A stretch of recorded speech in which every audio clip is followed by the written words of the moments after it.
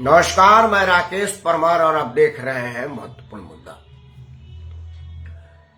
मित्रों, महत्वपूर्ण मुद्दे में आज सबसे जरूरी मुद्दा तो नीति आयोग ने जो गरीबी रेखा की नई गणना जारी किया है उस पर है। लेकिन उसके पहले मेरा कल का वीडियो का हेडिंग था कि चरित्रहीन विपक्ष और लापरवाह लाचार विपक्ष।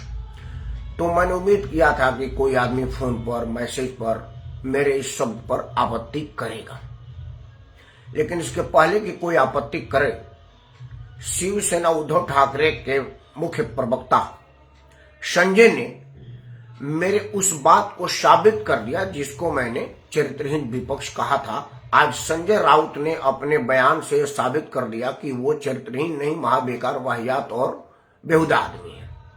बेहुदा कहने के लिए मैं ना तो संजय राउत से कोई माफी मांगूंगा, ना ही उनको अगर कोई चाहने वाला फॉलोअर होगा उनसे, क्योंकि उनकी बयान बेहुदगी की स्ट्रीम है। उनका बयान है कि सौगंध राम की खाते हम मंदिर वहीं बनाए के नारा देने वाले संघ और भाजपा के लोग 5 किलोमीटर दूर मंदिर क्यों बनाते हैं? नारा तो वहां मंदिर का था। आमतौर पर भाजपा के हर बयान का विरोध करने वाले दिग्विजय सिंह ने भी उनके हामी में हामी मिलाया है। अब इस एक बेबुद्धि के बयान पे मैं सिर्फ एक बात कहना चाहूंगा। असल में क्या है कि हमारे नेताओं को एक बात की गारंटी रहती, विश्वास रहता है कि लोग समझदार नहीं है। समझदारी तो सिर्फ मेरे में, मेरे मतलब उस नेता में, क्योंकि अब इतना कहां लोग ढूंढ पाएंगे कि भाई पूरे अयोध्या का डायमीटर कितना है, पूरा अयोध्या की परिधि कितने में अयोध्या है। अयोध्या कोई मुंबई जैसी लंबी एक पुल की तरह नहीं है, ना ही दिल्ली जैसा गोल बहुत ज्यादा है। अयोध्या की पूरी डाया ही 5 किलोमीटर की नहीं है। अयोध्या की धुरी 5 किलोमीटर की परिधि में है ही नहीं। तो क्या मंदिर अयोध्या के बाहर बन रहा है? 5 किलोमीटर बाद तो अयोध्या ही समाप्त हो जाएगा, 5 किलोमीटर से पहले ही समाप्त हो जाएगा। वो तो अब मोदी और योगी की कृपा से कुछ अस्पताल, पर्यटन स्थल, एयरपोर्ट बन गए हैं, तो कुछ 3-4 किलोमीटर की अयोध्या हो गए। नहीं तो जो पहले वाली अयोध्या थी तो आधा किलोमीटर में भी नहीं थी। तो आपने अयोध्या में 5 किलोमीटर दूर बेड़ा गुफा कहां से छोड़ा? लेकिन संजय राउत ऐसा छोड़ सकते हैं, क्योंकि लंबी लंबी छोड़ने की सजा हमारे यहां नहीं है। अगर यही किसी इस्लामिक देश की तरह से 50 कोड़े लगाने की प्रोविजन होता तो संजय राउत ऐसी बकवास नहीं कर पाते। लेकिन मैं खुश हूं कि मेरा कल का बयान कि चरित्रहीन राजनीतिक लोगों के राजनीति से देश का बेड़ा गर्क हो रहा है, संजय राउत ने मेरे उस बात को प्रमाणित कर दिया कि राजनीतिक रूप से वो चरित्रहीन है, उनका कोई चरित्र नहीं है। खैर, संजय राउत पर आज विषय नहीं था। आज विषय था नीति आयोग की रिपोर्ट आई है कि बड़ी तेजी से भारत में गरीबी रेखा से ऊपर लोग खींचे जा चुके हैं, खींचे जा रहे हैं, पहुंच रहे हैं या पहुंचाए जा रहे हैं। मित्रों, एक तो ये जो गरीबी रेखा है यह पहले से ही बहुत संदेहात्मक रेखा रहा है। इस पर एक गहन जांच और बहुत बारीकी से जांच पड़ताल की आवश्यकता है। दूसरा यह कि क्या गरीबी रेखा से ऊपर आने के लोग प्रयास भी करते हैं, चाहते भी हैं। कई बार देखा गया है कि जो लोग गरीबी रेखा से नीचे हैं, सरकार के प्रयासों से या आर्थिक मदद से या उनके स्वयं हालात सुधर जाने के बाद भी वो गरीबी रेखा से ऊपर आना ही नहीं चाहते, क्योंकि बड़े मजे हैं गरीबी रेखा से नीचे रहने का और वो मजे ले रहे हैं। लेकिन मैं आज नीति आयोग के उस रिपोर्ट और सरकार के कर्मों पर 2-3 मिनट आपसे बात करूंगा। एक तरफ नीति आयोग ने कहा है कि करीब 7 करोड़ 6 करोड़ कुछ लाख, मतलब करीब 7 करोड़ तो अकेले उत्तर प्रदेश में पिछले साल गरीबी रेखा से ऊपर खींचे जा चुके हैं। ठीक है, आपकी बात मान लिया।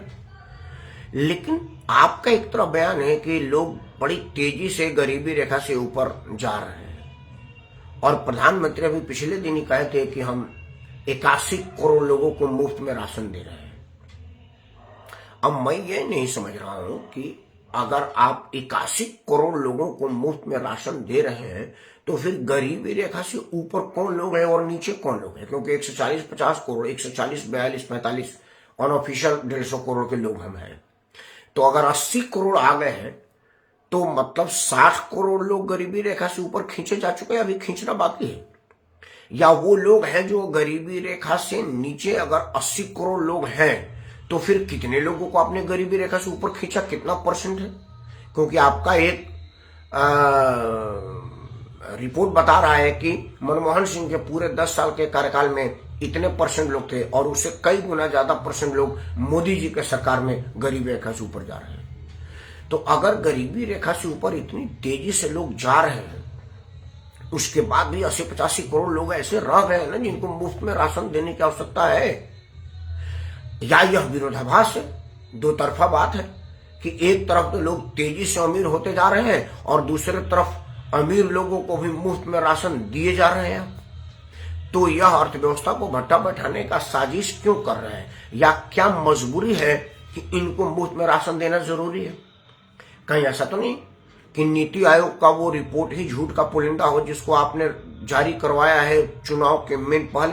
क्योंकि अगर राम के सहारे में कहीं कुछ कमी रह जाए तो नीति आयोग तो बना ही है, बट अपना रिपोर्ट दे ही रहा है कि हम बड़ी तेजी से लोगों को ऊपर खींच रहे हैं। या नीति आयोग बिल्कुल सही कह रहा है, देश में बहुतायत लोग अब गरीबी रेखा से ऊपर आ चुके हैं और मुझे लग भी रहा है कि नीति आयोग की रिपोर्ट सही है। क्योंकि नए साल, जो अंग्रेजों वाला नया साल है, उस नया साल को मनाने की जो खबरें समाचार चैनलों पर हमने देखा कि शिमला के कई किलोमीटर दूर तक सड़कें जाम हो गई थी, यातायात ठप हो गया था, इतने लोगों ने दारू उड़ाने के लिए शिमला का दौरा किया था। दिल्ली में नया साल के पूरे एक सप्ताह के अंदर जितनी दारू लोगों ने गटक दिया, अगर उसको ड्रम में किया जाता तो दिल्ली बह जाती, पानी में डूब जाती बाढ़ से। इतना ज्यादा दारू लोगों ने पी लिया है। मतलब गरीबी रेखा से ऊपर हम आ चुके हैं। तब मेरा दूसरा प्रश्न कि फिर 80-82 करोड़ वो कौन लोग हैं जिनको मुफ्त में राशन दी जा रही है? कहीं ऐसा तो नहीं कि मुफ्त में राशन की पॉलिसी आरक्षण की तरह सब आपके गले की घंटी बन गई है? जब कोरोना काल था उस वक्त आपका मुफ्त का राशन देना बनता था, चूंकि आप सरकार थे और सरकार गार्जियन की तरह से होता है, उसके अगर कोई बच्चे भूखे रहे और वो खुद खाए, यह गार्जियन को हजम नहीं होता। तो वो कहता है कि मैं बेशक 2 रोटी कम खा लूं, मेरे बच्चे भूखे नहीं रहने चाहिए। और आपने उस वक्त बिल्कुल बढ़िया काम किया। आपको हाथ जोड़ करके सलाम करते हैं, आपका तस्लीम करते हैं, आपके उस एहसान का बारंबार बखान करते हैं, प्रणाम करते हैं।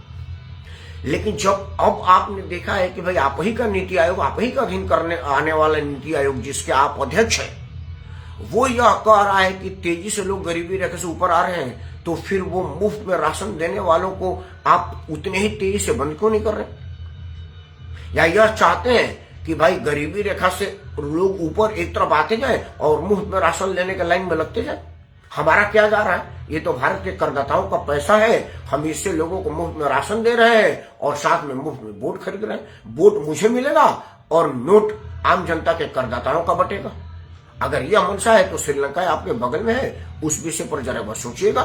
श्रीलंका में तो आपका आना जाना ही है और वहां के राजनयिकों से आपके वार्ता तो होता ही होगा, और नहीं होता होगा तो टीवी तो आपके घर में मेरे से बड़ा लगा होगा और उस पर सारे चैनल आते होंगे और आपके अलग अलग चैनल देख करके उसका विश्लेषण करने वाले लोग भी आपके पास होंगे। तो आपने श्रीलंका से क्या सीखा? या आप सब कुछ सीख लिए हैं और कह रहे कि हमने क्या करना भाई, हम तो फकीर आदमी, झोला उठा करके चल देंगे, बाकी सब लोगों को झोले की लाइन में लगा देंगे। अगर ऐसा मनसा है तो हाथ जोड़ के प्रार्थना करते हैं कि इसे तुरंत सुधार दीजिए। मैं जानता हूं कि 2024 चुनाव के पहले तक आप इस तरह के कोई निर्णय नहीं ले पाएंगे, लेकिन 24 के बाद तो फिर उत्तर प्रदेश से बड़े राज्य का चुनाव आ जाएगा, आप तब भी नहीं ले पाएंगे। फिर और राज्य का चुनाव आ पाएगा, क्योंकि हम तो चुनाव मोड में हमेशा रहते हैं। और जिस तरह से आरक्षण गले की घंटी बन गई है, अब ये मुफ्त का राशन भी 85 करोड़ से 95 करोड़ होगा, फिर 100 करोड़ होगा, फिर 150 करोड़ होगा और सब लोगों को मुफ्त में मिलेगा। अगर सबको मुफ्त में राशन देंगे तो आपका जो $5 ट्रिलियन का सपना होगा वो कौन पूरा करेगा? और अगर वो पूरा हो रहा है मतलब कुछ लोग ही उसको अचीव करेंगे और बाकी सब लोग भिखारी की तरह से मुफ्त राशन के लाइन में लगेंगे, तो क्या ये एक अलग तरह की सोच है? इस विषय पर सरकार साहब विचार जरूर करिएगा। मेरा इस बात में घोर आपत्ति है, आपके दोनों ही बातों में। मैं प्रथम दृष्टया जो अनुमान है, जो हम देखने की शक्ति से देख पा रहे हैं कि भाई गरीबी रेखा से ऊपर बहुत सारे लोग जरूर आ गए हैं। क्योंकि अगर गरीब होते तो शाहरुख खान का पिक्चर 1000 करोड़ की कमाई नहीं करता। अगर लोग गरीब होते तो पहली तारीख को लाखों लीटर दारू नहीं बिकता। अगर लोग गरीब होते तो शिमला में नया साल मनाने के लिए ट्रैफिक जाम नहीं हो जाता। तो आपका नीति आयोग का रिपोर्ट एकदम सही है और सही प्रतीत होता है कि बहुत सारे लोगों को आपने गरीबी रेखा से ऊपर खींच लिया है। तब मेरा दूसरा प्रश्न है कि फिर पहले से खींचे जा चुके 80-85 करोड़ लोगों को मुफ्त में राशन दे करके उनको गरीबी का एहसास और आभास क्यों करवा रहे हैं? क्या उद्देश्य है, क्या मंशा है? सरकार साहब, यह बात आप जरूर बताइएगा, क्योंकि आपका एक बयान दूसरे बयान का कंट्राडिक्शन है। एक बयान कि बहुत सारे लोग गरीबी से ऊपर आ गए और दूसरा कि बहुत सारे लोगों को हम मुफ्त में राशन दे रहे हैं। मेरा तो यही मानना है कि मुफ्त में राशन हम उन्हीं लोगों को दे रहे हैं जिन्होंने कमाने की सलाहियत खो दी है या खत्म कर दी है। और अगर आपके 10 साल करीब करीब पूरे होते कार्यकाल में 80-82 करोड़ लोग अभी इस स्थिति में है कि वो 2 जून की रोटी नहीं कमा सके, तो ये आपके इकबाल पर बड़ा प्रश्न चिन्ह लग रहा है कि आपने पकौड़ा तलने वाले तक को भी रोजगार के श्रेणी में ला दिया था और बहुत सारे मुद्रा, ये धन, वो धन, ये फंड, वो फंड का व्यवस्था करके लोगों को स्वरोजगार की तरफ प्रेरित किया और बहुत सारे लोगों ने स्वरोजगार को अपनाया है। मैं यह जानता हूं करीब 20-50 लोग तो मेरे अपने नजदीक जानने वाले लोग हैं जिन्होंने सिर्फ आधार कार्ड दिखा करके 10 लाख लोन लिया है, जिन लोगों ने 2 लाख लोन बिना किसी गारंटी का लिया है। तो जब 1-2 लाख लोन लेकर के लोग कोई सब्जी का दुकान खोल रहा है, कोई केले का ठेला चला रहा है, उसके बावजूद भी अगर 85 करोड़ लोग रह गए हैं मुफ्त में राशन खाने के लिए, तो आप इस विषय पर समीक्षा उसी तरह से करिएगा जिस तरह से आप नहीं किए हैं आरक्षण का, कि अगर 75-76 साल में के आरक्षण में भी लोग अभी तक आरक्षण की आवश्यकता के अधीन हैं तो उस पर पुनर्विचार हो। मुझे लग रहा है कि आपके इतने प्रयासों के बाद भी अगर 80-82 करोड़ लोग मुफ्त राशन लेने पर मजबूर हैं तो क्या कोई और विकल्प पर विचार किया जाए और गरीबी रेखा से ऊपर खींचने का कोई और पैमाना अपनाया जाए? यह विचार आप जरूर करिएगा।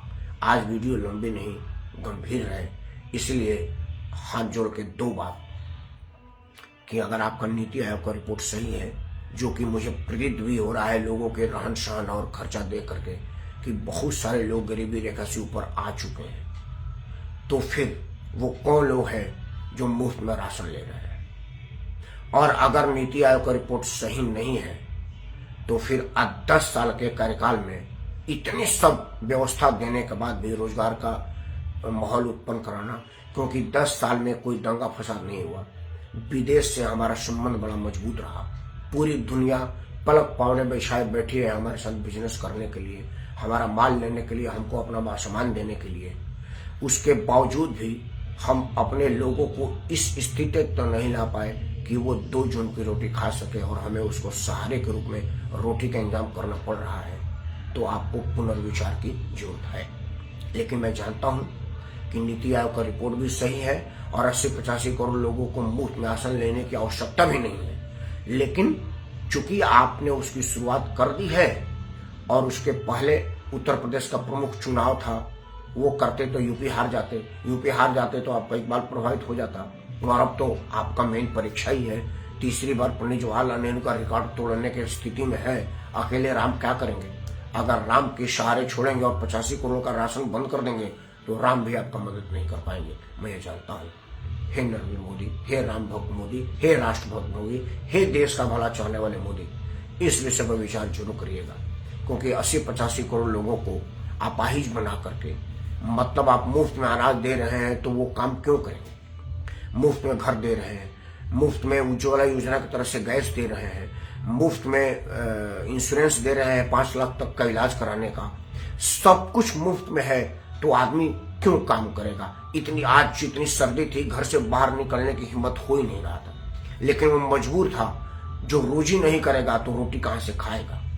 लेकिन अगर उसको यह आभास होगा कि भाई मुफ्त में हमारी सरकार दे तो मुझे क्या करना, तो अगर इस देश में 80-85 करोड़ लोग लापरवाह हो जाएंगे तो $5 ट्रिलियन इकोनॉमी का सपना कैसे पूरा होगा, यह मैं नहीं समझ पा रहा। अगर आप समझे हो तो मेरे को जरूर बताइएगा।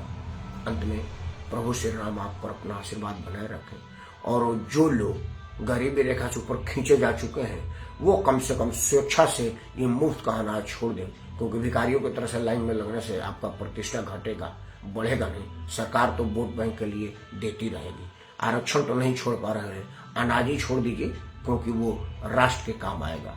अगर ऐसा हो गया तो मुझे बहुत अच्छा लगेगा। तब तक जय हिंद, वंदे मातरम, भारत माता की जय।